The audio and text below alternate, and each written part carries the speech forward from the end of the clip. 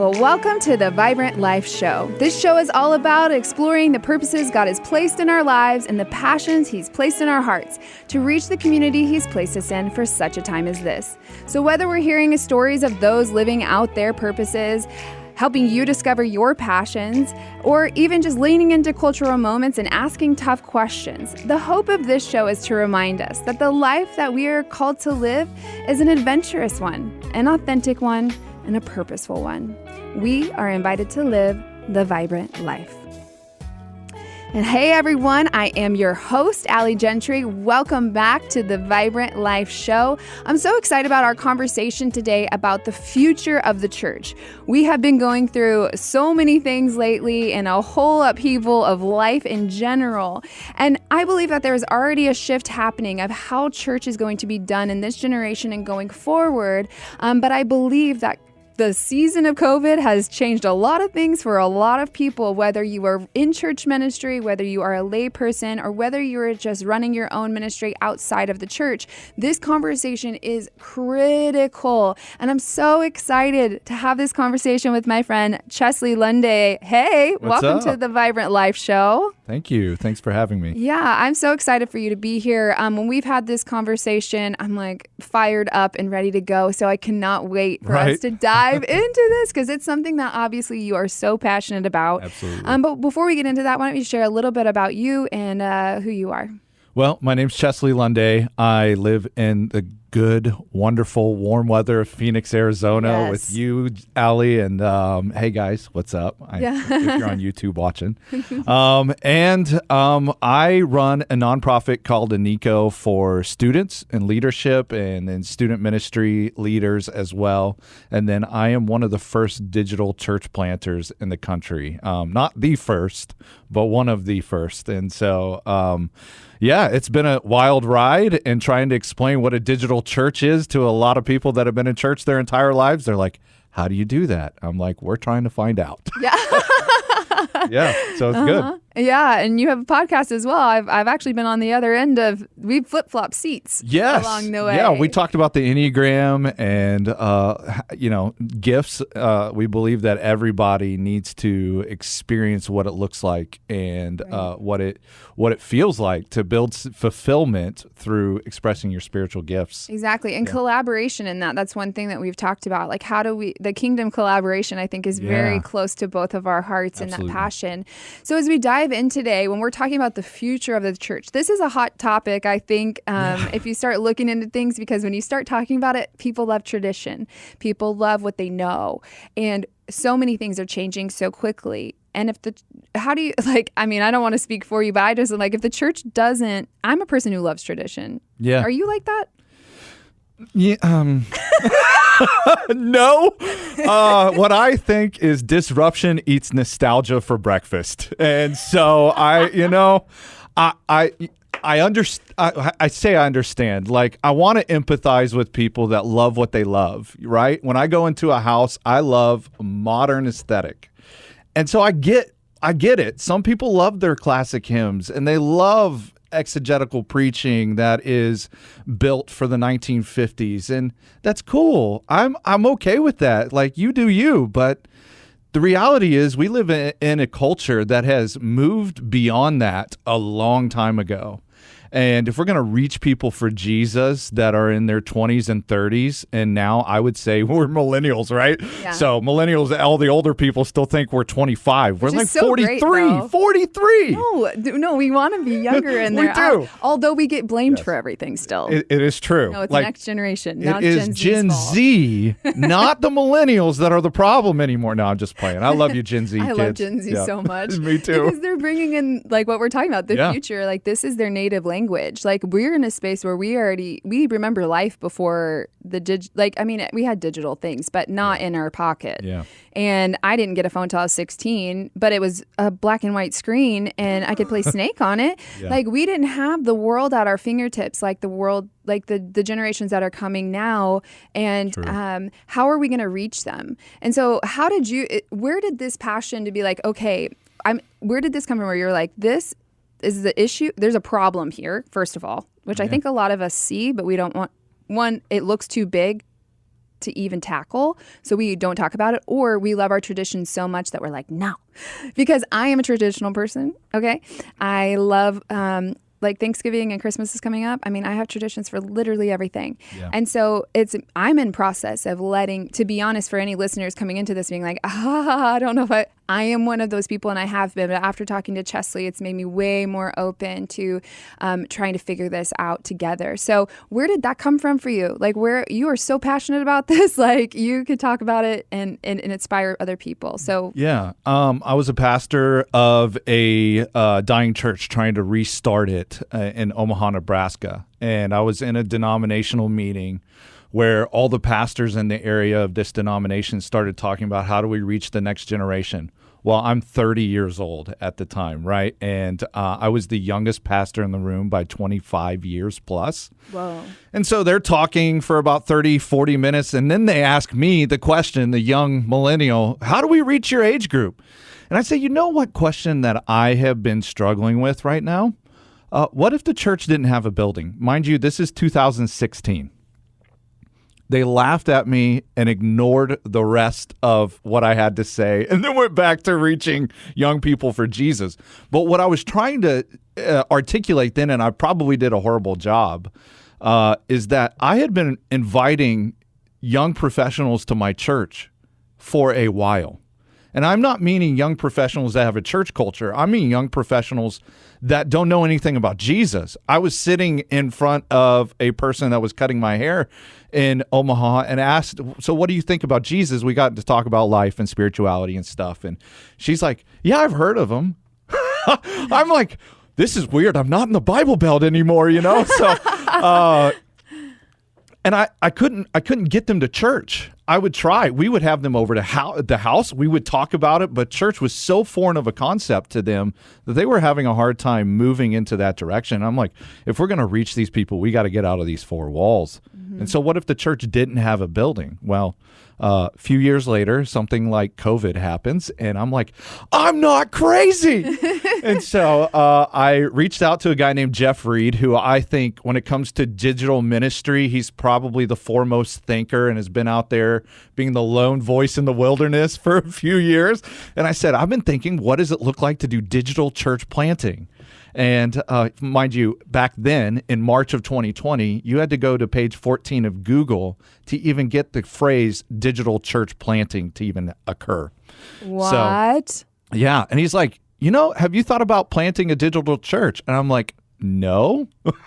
I had already been playing around with digital platforms and frameworks with student ministry. I would have a student in my house who wouldn't talk to me face to face. And yet I'd say, hey, get on our app, which we have for our student ministry organization. And she would DM me and give me information that I didn't want to know, but she couldn't talk to me face to face on my own couch in my living room. Mm-hmm. But she could talk to me on social media. Right. I'm like, we're doing this wrong. And so I went on a journey to try to figure out what that looked like. I've always been a square peg in a round hole in the church. I'm entrepreneurial at heart. I would rather go. I'd rather see the gospel exploded in our cities, and yet I have this itch to do new things, right? Mm-hmm. And I've been trying to figure out what that looks like for years. Well, when digital's been around for a while. I think Erwin McManus said this on Carrie Newhoff's show a couple weeks ago. He said, to see the future of the church, you just need to see the present clearly. And I'm like, that's horrible. That's bad. Like, we should be the guys that are innovating. Yeah. Like, let's talk about Martin Luther. Yeah. Like, the Protestant Reformation wasn't just a disruption and an innovation for the religious sector. It was an innovation for everything. Yeah. Before Martin Luther showed up on the scene, they were writing in Latin and only used the printing press to create books for universities. Martin Luther said, let's put a pamphlet, one page together.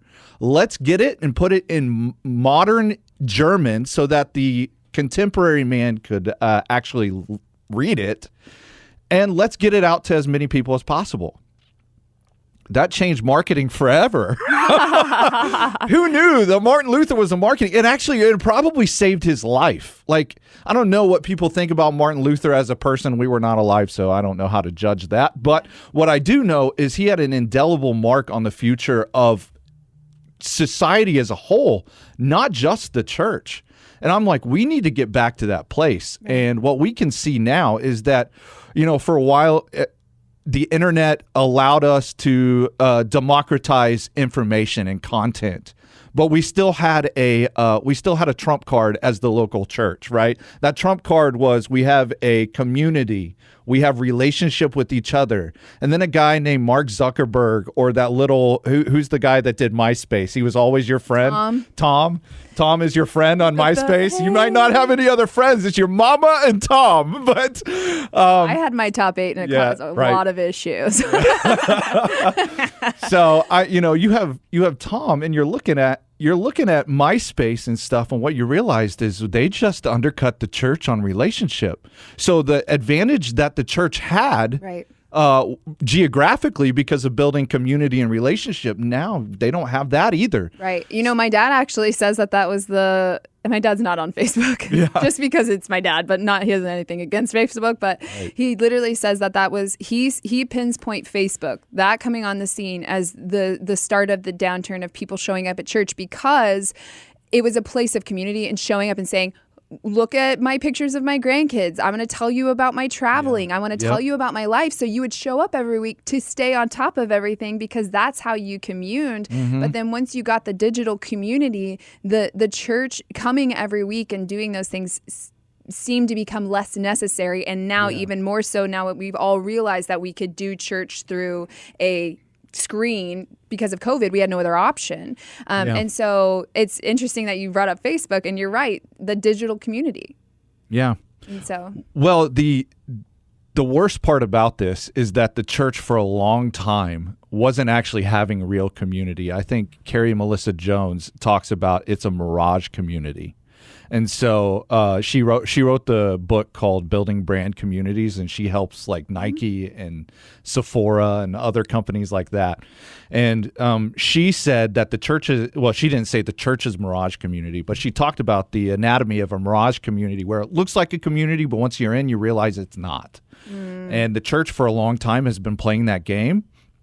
So you lower the friction of the mirage community on like Facebook or any other social media platform, and what you see is people can project an image of themselves that may not be reality, but nobody knows it.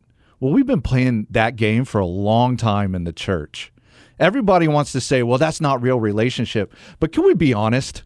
Like, neither is what we're doing at church. We sit and we watch a professional on a pulpit give his opinion about the Bible, and it's not that it's wrong, but they're spectating. And then we play the game of talking to each other, and we'll do maybe small groups, but we don't actually let each other in most of the time because we don't know how to do it. We don't know how to build the art of community. And what our job, and I say our as a pastor, what we've done is we've relegated ourselves from building community. Now we shifted into event planning.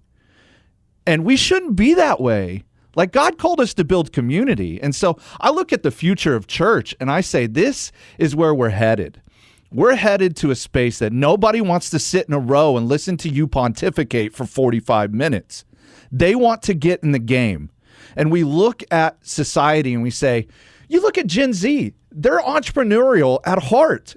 Why would I get a job when I can get on YouTube and create a little community that will pay my salary? Why can't I get on Amazon and create my, a business that does drop shipping so I can build a career that way? The church is there. And so what's happened with most people is they're like, I'm going to take a little bit of this spirituality and a little bit of this and a little bit of this and a little bit of this. And that's the reality of the situation. And most church leaders go, that's wrong. That's wrong. Tough. It's the real deal. It's the truth. So how are we going to react in a way that will reach these people? I know it's not right.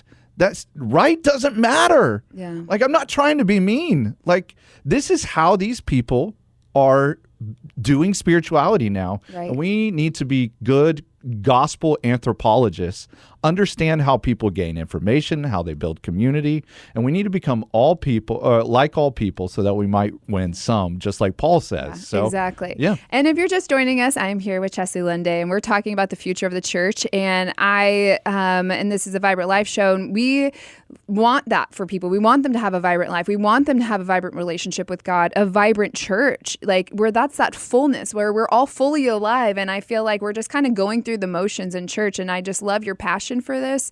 As someone who has a hard time saying, like, we can't just sit there and listen to, as a preacher myself, someone stand up there and pontificate for 45 minutes. And by the way, this is coming from a pastor, everyone, Yes. and someone who I believe that you're like, yes to that, but that's not all of it. Yes. And we've made it as an event. So can you kind of hit on that a little bit? Like how we have made this an event instead of taking the gospel to all nations. Yeah, we have to go back to the word church, right? So when Jesus said, I will build my church and the gates of hell will not prevail against it, what was he saying? The word was not church. The word in the Greek was ekklesia. Now, good little Jew like Peter, when he heard ecclesia, my guess is he reached for his sword. Because ecclesia, as far as the Romans were concerned, were a governing body in occupied territory that the emperor of Rome would deputize Roman citizens in the middle of Jerusalem to make the rules. And whatever they said went, because they had the authority of Caesar. And so Jesus says, I'm going to build my governing body so that way you're operating in enemy territory. The gates of hell, meaning the governments of hell that surround a city, will not prevail against it. And my ecclesia, me being, this is Jesus talking, not Chesley, the emperor of the universe, deputize you to make disciples of all nations. So he says, be a governing body, have real authority in the city of Phoenix where we're at. Right. To build and expand the kingdom of heaven in this geography. And then Jesus says, I have all authority in all heaven and earth. And this is in Acts 1:8. Go therefore and make disciples of all nations, teaching them to obey. It's also in Mark for those of you that are preachers. You're like, wait a minute. And Matthew too. Go and make disciples of all nations, baptizing them in the name of the Father, Son, and Holy Spirit, teaching them to obey all the commands that I've commanded you. And so what Jesus is saying, build an ecclesia, which is a body, which we're really good at doing, right? Mm-hmm. Well, kind of. We're really good at gathering. Yeah.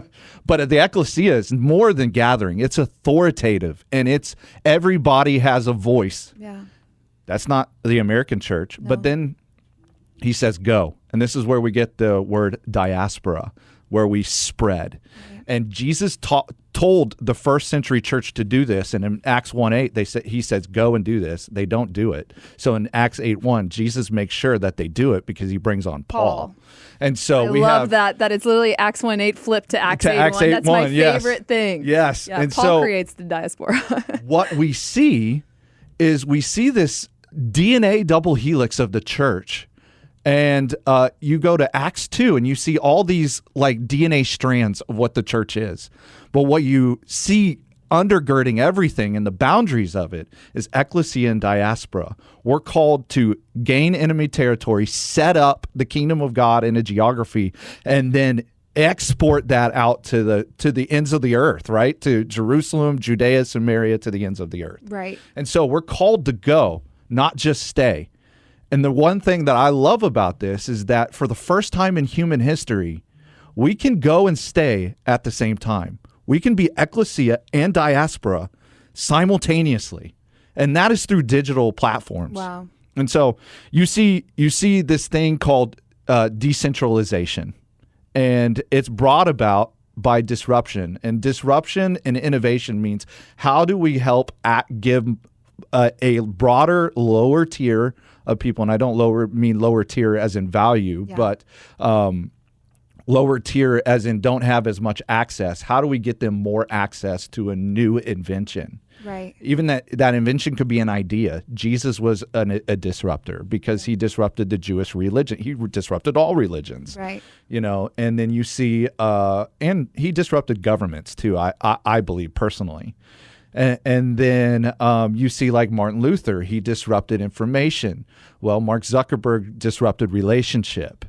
And so now we have the church that can play in these areas that we've never been able to play before. And this disruption, what it causes is decentralization. Right. And we see something like Napster back in the day. If you guys remember Napster, some of you Gen Z people maybe not, but I barely do. I don't know. I think it's because I wasn't smart enough at the time. So what Napster did through software development is be able to decentralize and move music files all over. The record industry hated it. They shut Napster down. They sued him into oblivion, but they couldn't stop the decentralization. Right. It was too late. We have LimeWire Spotify. like a lower level of Napster? Probably. That's what I did at LimeWire, and then all of the viruses that was back in the day. Destroyed my parents' computers back in the day. But you're right, like this decentralization. And I think sometimes when you're talking about this like community, it's there and here. It's like both and right now. And I think we're holding on to one, or I've actually seen some people who are trying to move forward into all of the digital space, but I still have such this desire to still meet face to face, and I don't want to lose that. And I think you've explained it to me to help me understand it, that it doesn't have to be like if we do this and move forward into digital church, we're going to lose the face to face community. Because I'm like, I think that's a concern. I believe, because if it's a concern of mine, it's probably somewhere, as someone who wants to be forward thinking and yes to the church, I still get concerned. But I also think, the church is not a building, but we do come to that place to gather, and it's so critical. And so what would you say to people who are concerned about the loss of community face to face if we move forward with the digital church? Digital does not lose relationships. So digital community and digital relationship leads to physical relationship. That's good. And the other way around. That's good. You love your peeps. You get on social media to hang out with them, right? That's a digital relationship. That's physical relationship leading to digital. But the same is also true. My best friend lives in Ohio. We've never lived in the same state. He was a coach for me. We became friends, and 5-6 years later, we still talk multiple times a week. Some of you have grandkids, and you hang out with them on FaceTime like my mom does with my kids. We live 2,000 miles apart, right? Far be it from me to tell my mom and my grandkids that they don't have a real relationship just because they can't sit here and touch. And let's be honest, if I did this across the table to you, you would think I'm a freak and weirdo, right? He's reaching across the table, but also we did a love language series not too long ago, and I'm physical touch. So I think that's also why I'm concerned sometimes of not being in the same thing. But I do totally get what you're saying. Like it creates a reach over without having to break a physical bubble. And that people aren't as used to anymore. We have to look at the definition of community. What is that? Yeah, There's joy, and there's the Hebrews called it hesed. And now hesed is they translated it into steadfast love or loving kindness because they didn't have a good word in the English language until psychologists came up with attachment theory, which is secure family attachment. That's what hesed is. It's loving attachment between relatives. So joy and hesed, and God is calling us into that community. There's also group identity, and then there's loving correction. People like us do things like this, and when you're not in line with that, we'll love you, we care about you, you're not going anywhere because we have hesed as an ingredient, but we also have the ability to say, hey, gently, let's get conformed to the way we do things as people like us do. Right. And so that is what creates community. Yeah. When we have that with each other, it doesn't matter if we're 2,000 miles apart or 1 or 3 feet apart. Yeah, and I think we have to get more used. I like that you laid it out that way because it makes more sense to me when you say it like that. Yeah. Because I love the quality time. I love the physical touch. And I'm like, digital everything. No. And I think that's my apprehension. But that's the world we live in. If we want the church to grow and we want to be a part of it, we've got to make some changes and be more comfortable with it. So what's a practical tool that you have maybe or that you know that we can move forward in this as we try to become the church that paves the way for even the next generations? Yeah, first let me say this, that digital is not the future, hybrid is the future. And so I believe it's physical and digital together, blended, so that it's a seamless interaction. So if you're scared, that's a deal, right? Yeah. So don't be too scared.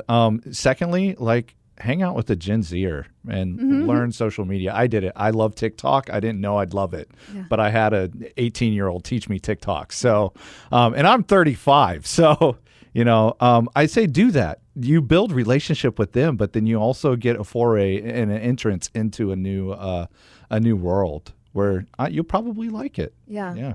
And then I'm so grateful for this conversation, and you have tools that people can go and they can reach out to you and you can help coach them, lead them in this, church leaders, people to have these conversations. So how can they get connected with you, Chesley? Yeah, ChesleyLunday.com or KingCity.church. So if you want to see King City in action on a digital platform, which is my digital church, you'll see that. So I think that's the best place to see that in action. And then ChesleyLunday.com if you actually want to have a conversation with me about digital. Awesome. Chesley, thank you so much. We'll link to all of that in our show notes on the podcast, YouTube. And I'm so grateful for this conversation. And I want to remind everyone that every day is an invitation to live a vibrant life. Show. I would love to connect with you and get to know you. My favorite place to hang out is over on Instagram at Allie.Gentry or over on Facebook. You can also go to my website, AllieGentry.com. That's ALIGENTRY.com. Sign up for my newsletter to stay up to date and get links to the show on all platforms after we air, the show's YouTube channel, and really just all the things. I'm so honored to get to hang out with you today. My heart is that you remember that each day is an invitation to live the vibrant life.